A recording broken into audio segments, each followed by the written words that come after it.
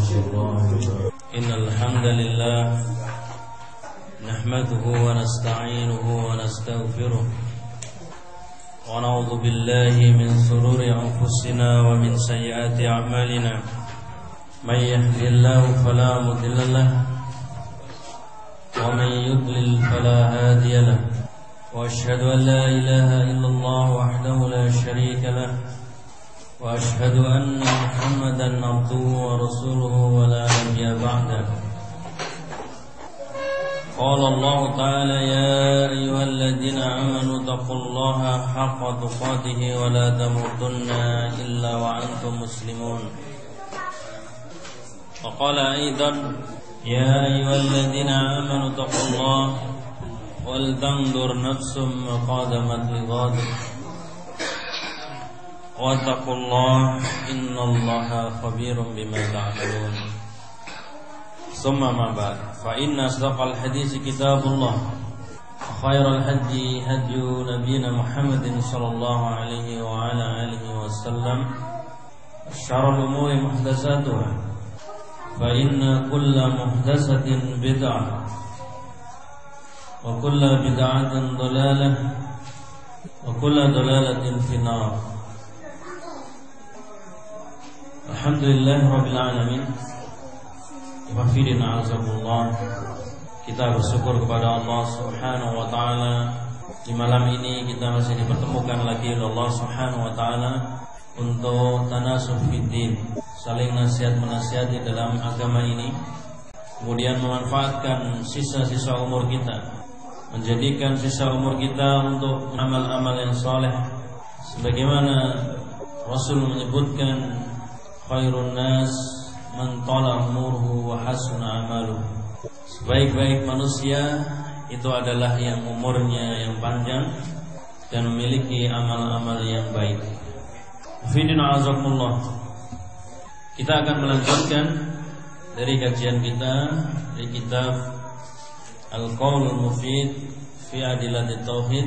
Kita telah sampai kepada aqsamus syirik, macam-macam syirik, di mana telah kita bahas macam-macamnya dan penjelasannya, dari syirik rububiyah, syirik uluhiyah, syirik asma wa sifat, syirik asghar, ada syirik khafi, syirik i'tiqadi, ada syirik amali, syirik lafzi, syirik tasyri' wal hakamiyah, kemudian ada syirik mahabbah dan syirik khauf yang terakhir kita bahas.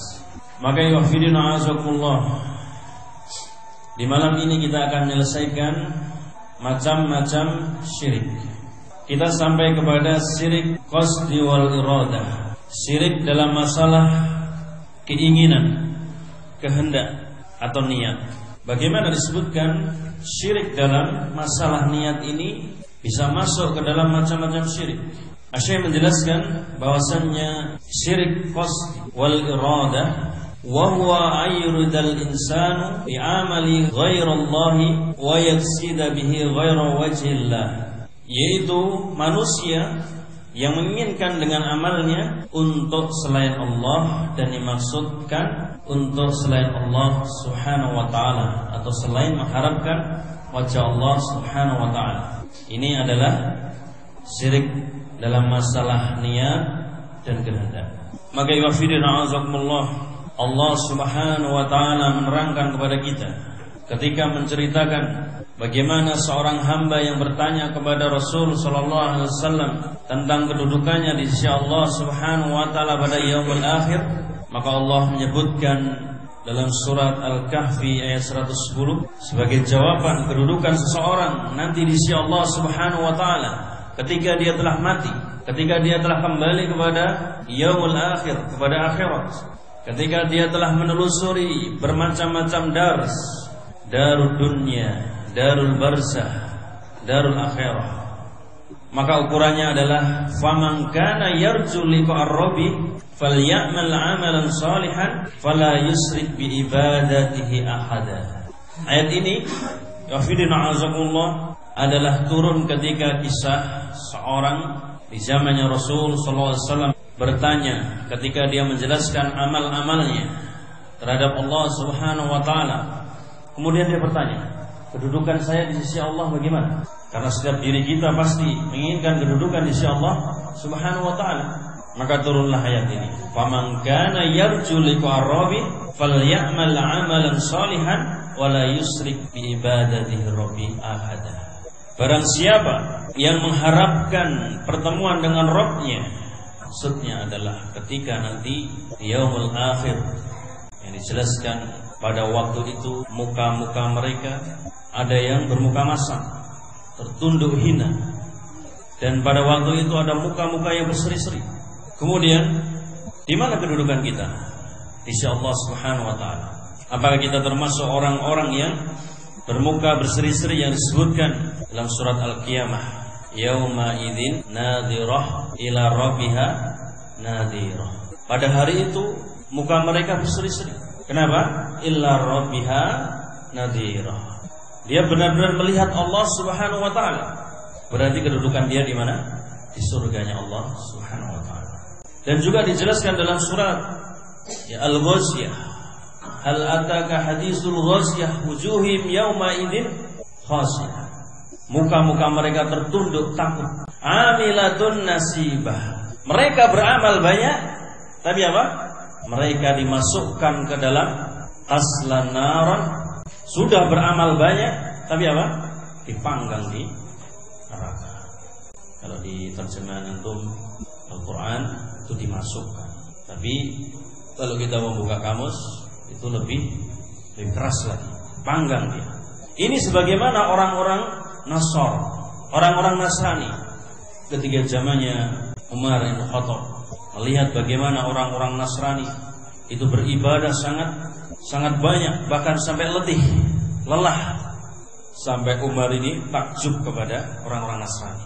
Beribadahnya pun enggak pernah berhenti. Ya. Tapi beliau membaca apa? Hal ataka hadisul ghasyiyah wujuhu yawma idzin khashiyah amilatun nasibah. Yaitu orang-orang yafidina azakumullah yang ketika itu muka-muka mereka takut tunduk hina. Karena apa? Di antaranya mereka beramal tanpa ilmu. Maka di dalam ayat ini fafidina azakumullah faman kana yarju liqa'ar rabbi falyamal amalan shalihan wa la yusyrik bi ibadati rabbih ahada. Ini tercantum dua surut min qablil amal, kata Ibnu Katsir. Ya. Surut min qablil amal. Di mana letaknya? Faman kana yarju liqa'ar rabbi, ya, barang siapa yang mengharapkan perjumpaan dengan Rabb-nya, maksudnya dalam keadaan yang didambakan, itu syaratnya apa? Falyamal amalan saleh. Dia hendaknya beramal dengan amal yang saleh. Amal yang bagaimana? Yang mutaba'ah, dijelaskan.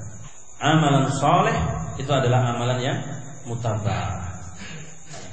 Adapun orang-orang yang beramal tanpa mengikuti Rasul, berarti laisa bil ilm, beramal tanpa ilmu.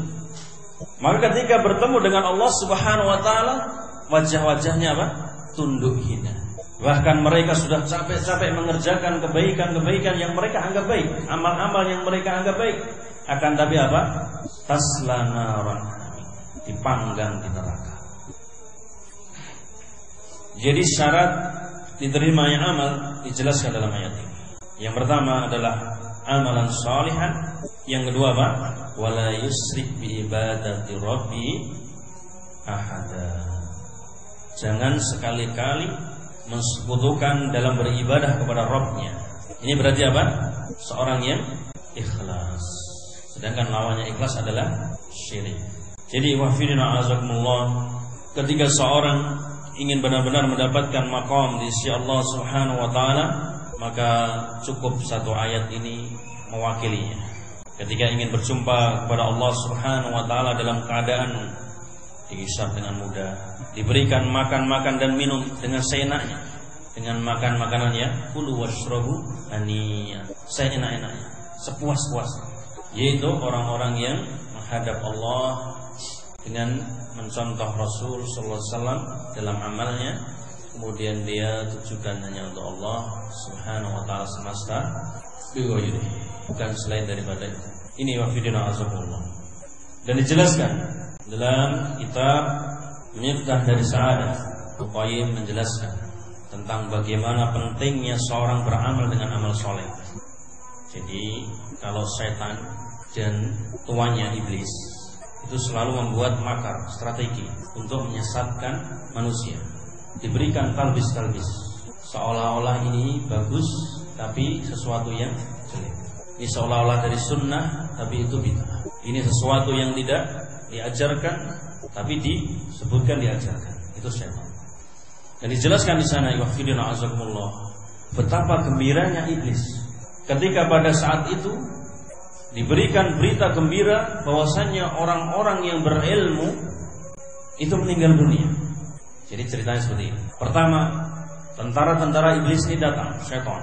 Kemudian memanggil sayyidnya, wahai tuanku, ya sayyid, wahai tuanku, mata abidu fulan, telah mati seorang yang rajin ibadah. Dia raja-rajanya iblis. Jadi enggak melihat dia kepada tentara-tentaranya. Kemudian datang lagi kepada raja iblis ini, mata alimun fulan, ya, telah mati si fulan ini yang alim. Maka dia pun girang, senang dia. Maka tentaranya pun heran, kenapa kok senang ya? Pertama kali disebutkan bahwasanya seorang yang ahli ibadah, tekun sekali ibadahnya banyak sekali, tapi dia diam saja. Ketika disebutkan ada seorang yang alim meninggal, dia senang sekali. Bertanya-tanya itu tentaranya. Maka raja iblis pun enggak basa-basi.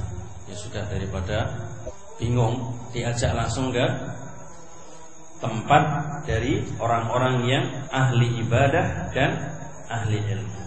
Datanglah raja iblis beserta tentaranya menggoda ahli ibadah dan ahli ilmu untuk membuktikan kenapa raja iblis tadi girang. Datang dia pertama kepada ahli ibadah, orang yang suka beribadah terus.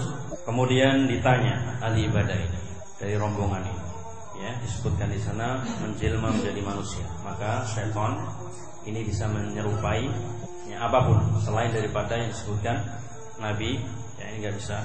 Kemudian apa-apa yang nggak dikehendaki Allah Subhanahu Wa Taala. Jadi bisa berupa ular juga bisa, ya, bahkan manusia dijelaskan. Kemudian bertanya kepada seorang yang abid ini, wahai abid, bagaimana caranya memasukkan bumi seisinya ini ke dalam telur?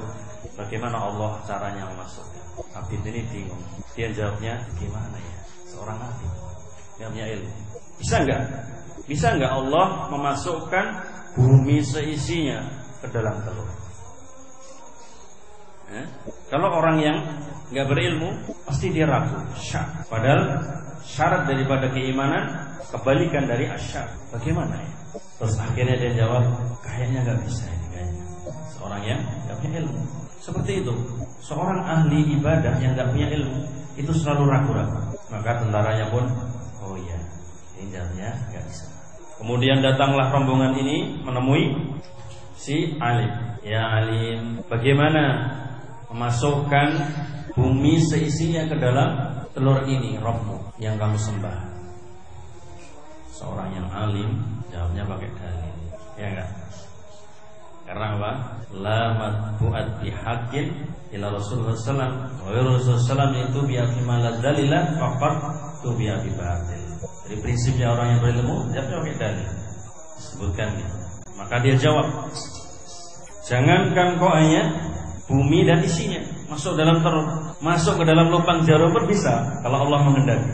Dia membaca idza arada saya ayyakula lahu kun fayakun.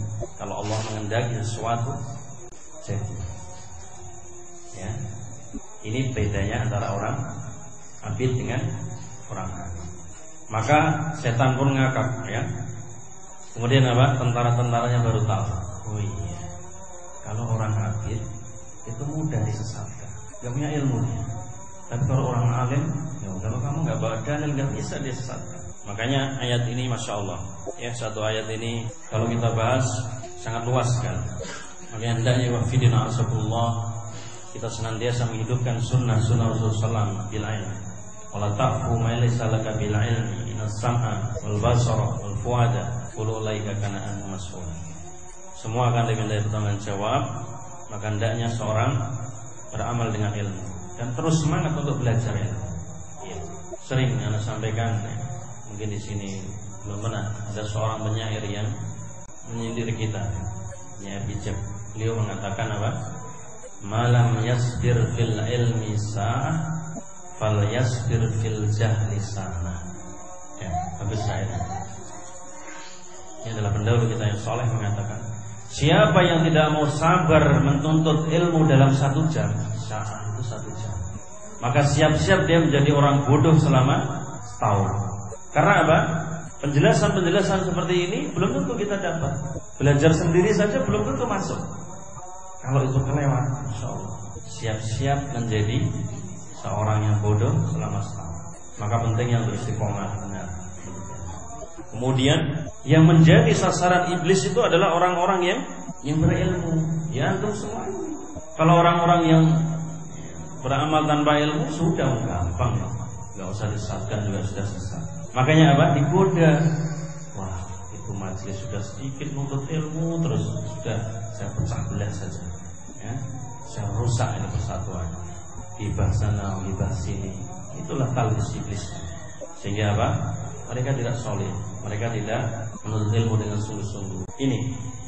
Maka Allah menyebutkan faman kana yarju liqa'a rabbi falyamal 'amalan shalih, maksudnya berilmu wala yusrik bil ibadatihi rabbi'a, dan jangan mensekutukan Allah dengan sesuatu apa.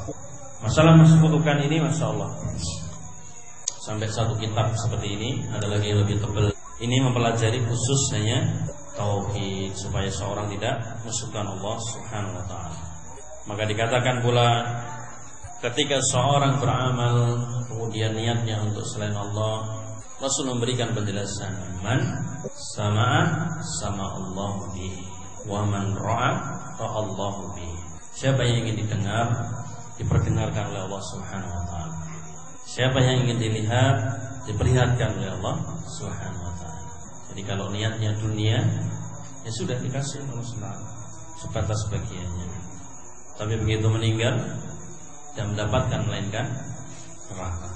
Nah, maka Rasul pun menjelaskan, wa an Abi Hurairah radhiyallahu anhu qala Rasulullah sallallahu alaihi wasallam wallahu taala fil hadis qudsi anna agna surakai anis syirki, saya itu adalah sekutu yang kaya dari persekutuan yang lain.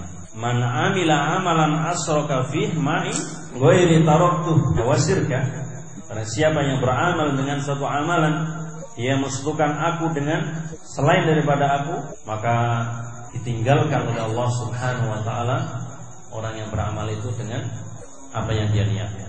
Kalau dia niatnya dunia, berarti ditinggalkan di dunia ini, disuruh meminta kepada dunia. Kalau niatnya bimakan fulan, karena kedudukan fulan, maka diminta ke fulan.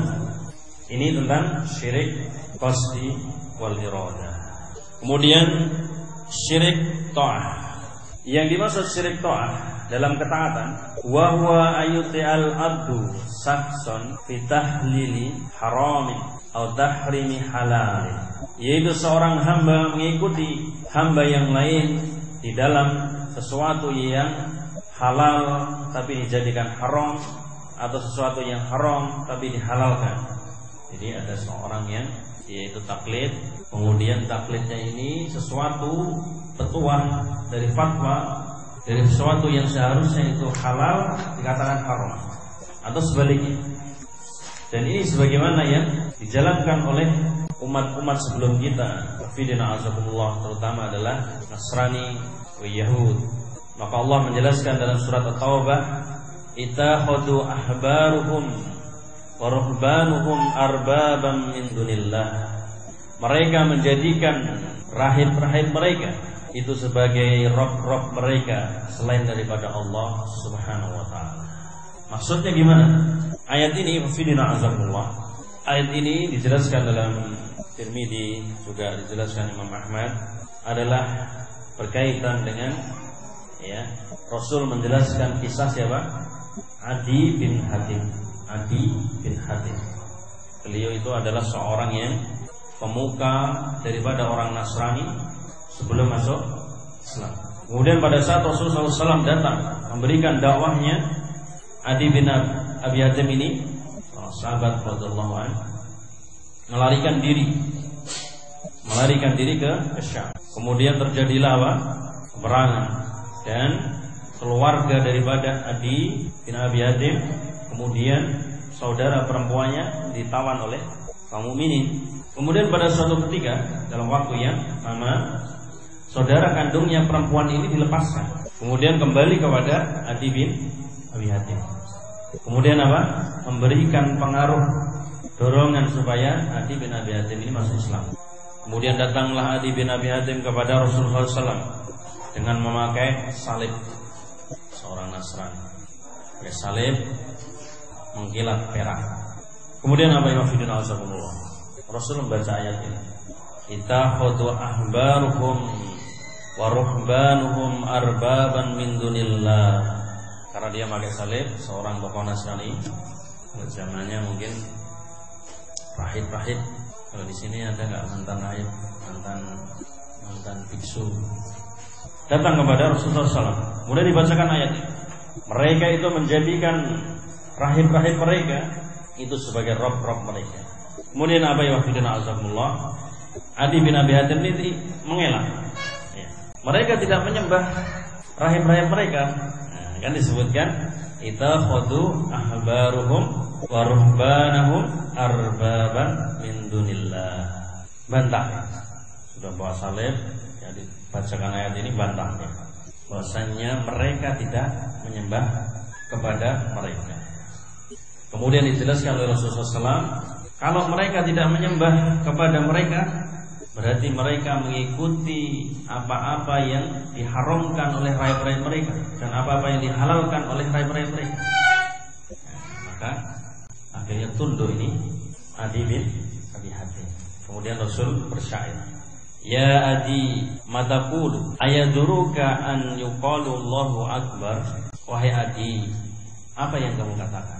Apa yang membuat engkau terganggu jika dikatakan Allahu Akbar?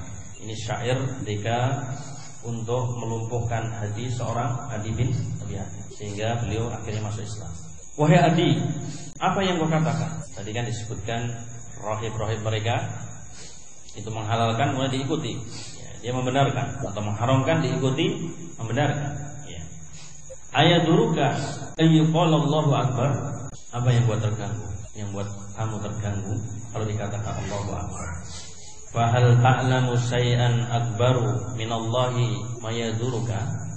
Atau kamu ini lebih tahu dari sesuatu yang lebih besar daripada Allah Subhanahu wa taala yang bisa memudaratkan kamu? Kemudian disebutkan oleh Rasulullah SAW lagi, ayaduruka ayyuqala la ilaha illallah. Apa yang mengganggumu ketika dikatakan la ilaha illallah? Masya Allah, ini bahasanya Rasul ketika berdakwah kepada rahibnya Nasara dengan bahasa yang hikmah sekali. Sampai orang-orang awam ini nggak bisa memahami kalau nggak sungguh-sungguh untuk mencernanya. Apa yang buat terganggu kamu jika dikatakan la ilaha illallah? Fahal ta'lamu illahan ghairallah? Atau kamu lebih tahu ada ilah selain daripada Allah Subhanahu wa taala? Bab syair ini yang buat siapa? Adi bin Abi Hatim akhirnya diajar Rasulullah bersyahadat bahwasanya inilah agama yang hak. Yang kita sembah siapa? La ilaha illallah. Intinya seperti itu. Yang kita sembah siapa? La ilaha illallah, dan bukan taklid kepada rahib-rahib mereka. Ya. Bagaimana daripada konsekuensi mengikuti Rasulullah SAW apa? Ittabi'u ma unzila ilaikum min rabbikum wa la tattabi'u min dunihi awliya qalilan ma tadhakkarun. Ikutilah dari apa yang diturunkan kepada kalian dari Rabb kalian. Jangan kalian mengikuti selain daripada itu, yaitu siapa? Awliya qalilan ma tadhakkarun. Sedikit sekali dari kalian yang mengingatnya. Dan Allah juga menjelaskan, fala wa rabbika la yu'minuna hatta yuhakimuka fima shajara bainahum thumma la yajidu fi anfusihim harajan mimma qadaita wa yusallimu taslima. Demi Allah, demi Rabb kamu tidak beriman sampai kamu Rasul dijadikan sebagai hakim terhadap perselisihan di antara mereka. Thumma la yajidu fi anfusihim harajan, sampai ditemui di dalam diri-diri mereka harajan, tidak ada rasa enggan dari apa-apa yang mereka perselisihkan dan mereka tunduk dan patuh. Ini wafidil Allah. Jadi yang dimaksud syirik dalam ta'ah itu adalah ketika seorang mengikuti dari ulamanya, dari syekhnya, dari ustadznya, padahal sesuatu itu harusnya adalah batil, aslinya batil, tapi dia katakan hak kemudian diikuti. Atau suatu yang haram seharusnya dikatakan halal. Dan ini adalah yang dijalankan oleh orang-orang sebelum kita. Dan ini banyak sekali sekarang kita lihat, karena Rasul sudah menyebutkan kemarin apa? La tatabi'ana sunana kana man qablakum sibran bisibin wa zira'an bidira'in hatta law dakhalu ajura dabin la tabi'tum. Nanti umat Islam ini akan mengikuti siapa? Orang-orang sebelum mereka. Siapa mereka? Yahud dan Nasara. Sejengkal demi sejengkal, sehasta demi sehasta, sampai masuk ke dalam lubang biawak pun diikuti. Ya, termasuk seperti ini, menjadikan ulama-ulama mereka sebagai rob-rob mereka. Nah, ini yang terakhir, syirik dakwah. Syirik di dalam dakwah. Dakwah itu asalnya adalah dakwah ilallah. Maka Allah menjelaskan apa? Lahu da'watul haq, dan hanya kepada Allah itu doa yang benar yang akan dikabulkan, dakwah yang hak. Waladina yad'una min dunih, dan mereka-mereka waladina yang maksudnya adalah berhala-berhala yang mereka menyuruh kepada selain mereka, selainnya la yastajibuna lahum bisyai', maka tidak akan mereka bisa mengabulkan dari doa-doa mereka itu sedikitpun. Illa kabasiti kafaihi ila ma'i liyablugha fahu wa ma huwa bi balighi. Melainkan apa? Seperti Allah buat perumpamaan, seperti orang yang mengambil air, ya, ditaruh di atas tangannya, kedua tangannya, kemudian dia mau menyampaikan ke mulutnya. Wa ma du'aul kafir illa fi dhalal, dan tidaklah doanya orang yang kafir illa fi dhalal, itu menyimpang, maksudnya sia-sia, ya, karena tidak sesuai dengan doa al-haq. Ini wafidina asalullah. Di dalam ayat ini Anda perhatikan perumpamaan yang dibuat Allah Subhanahu wa taala sangat bagus. Ini dijelaskan oleh Ali bin Abi Thalib bagaimana ketika yang menafsirkan ayat apa? Illa kabasitil kaffain, kecuali sebagaimana orang yang mengambil air di atas tangannya.